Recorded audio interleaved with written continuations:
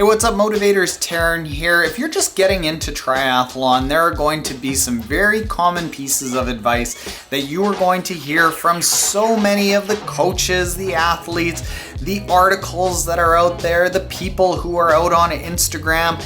And these are the 5 worst pieces of advice that you can possibly hear and will steer you in the wrong direction. Let's get into them. When regular people want to do something personally amazing in an endurance event, they use motive training plans. Whether you're just getting started or you've done several events and want a little more structure to step up your game, we know what it takes to get amateurs to their goals, no matter how big or small. You can accomplish anything you want. You just need a plan designed for the unique needs of people with families, jobs, and a busy life. The motive training method is that plan to get you to the start line feeling confident and across the finish line feeling strong. The first piece of advice that you're going to hear that is terrible advice is that all you need to do is train hard. There are so many people out there that are fitness influencers that just say that excellence is a choice. All you need to do is suck it up and do the work. Fact of the matter is that in training, just as in any other thing in life, you can't just work really hard, you also have to work really smart. This just train hard mentality is constantly going to push athletes up into the range of maladaptation, where the body is working so hard that it's just trying to stay alive and it doesn't even have the energy or the capability to adapt to the training. Instead, what you have to do is spend 75 to 80% of your time in a low intensity training zone so that your body is well rested enough to spend the other 20 to 25% of your time working really hard so that it can push into very intense efforts and it's ready to actually adapt to that training. So just train hard is almost a surefire way to overtrain, to underperform, and not actually get any faster with even more hard work done than you actually need to put out to perform well. The second piece of advice that is not very productive for beginner triathletes is carbs, carbs, and more carbs. Carbs is what you should have before your training. Carbs is what you should have during your training. Carbs is what you should have after your training.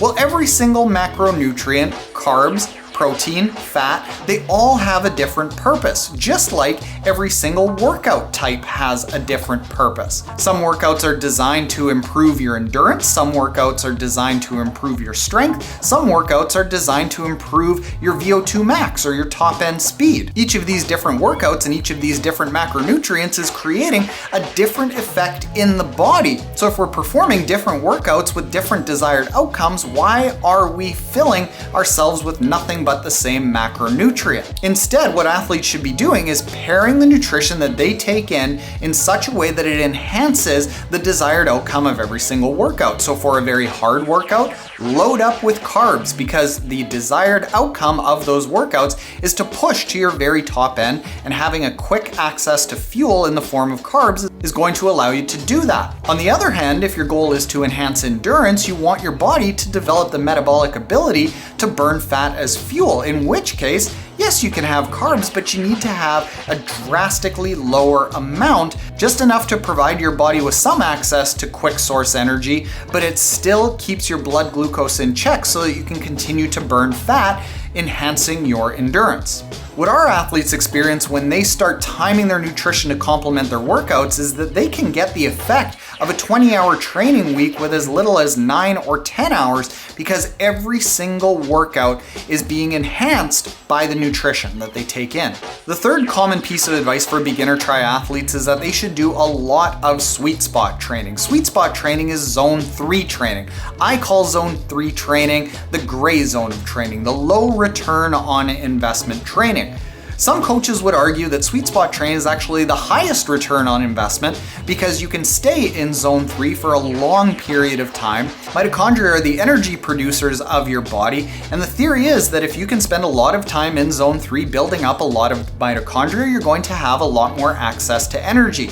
The unfortunate situation, however, is that when you go up past your zone 2 threshold, you start accumulating a lot of lactic acid and a lot of stress hormones. It's going to hamper your ability to go up into zone 4 and 5 during your very intense workouts, and it's going to create a huge amount of stress response in your body that is going to put your body into that maladaptation zone. So is sweet spot training terrible? No, you can spend a fair bit of time training in sweet spot as you get closer to a race, because this is the intensity effort level that most people race at, and it's important to be comfortable at that intensity level. The unfortunate fact of the matter is that a lot of coaches will spend as much as 30 or 40% of your training time in sweet spot, when really it should be more like 10 to 15% of the total training time. The fourth common piece of advice is that if you want it bad enough, you will find the time, and the easiest way to find the time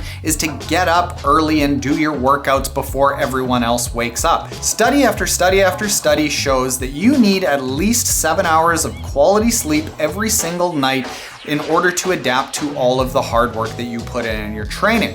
Any less than that, and what we experience with athletes that seem to plateau, is that they might work hard. They might be out there training the house down, but they won't be getting any faster because their body just doesn't have enough time in sleep to adapt to the hard training that they're putting in. So if you need to get up early in order to have the time to do the work, but you can still get in 7 hours of sleep per night, then by all means, go ahead and do it. But if you're getting up early and only sleeping 6 hours of sleep per night, you're not doing yourself any favors, in which case you would actually perform better if you got 7.5 hours of sleep per night and trained less, because it means every single workout that you do is going to count for something. Your body is going to be able to adapt to it and adjust to it and rebuild your body better, stronger, faster.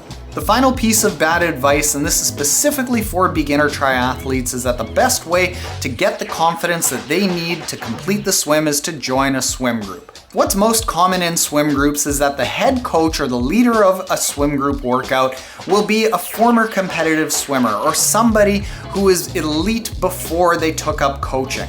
And in theory, this makes sense. After all, if they were fast before, they can probably help other people get fast.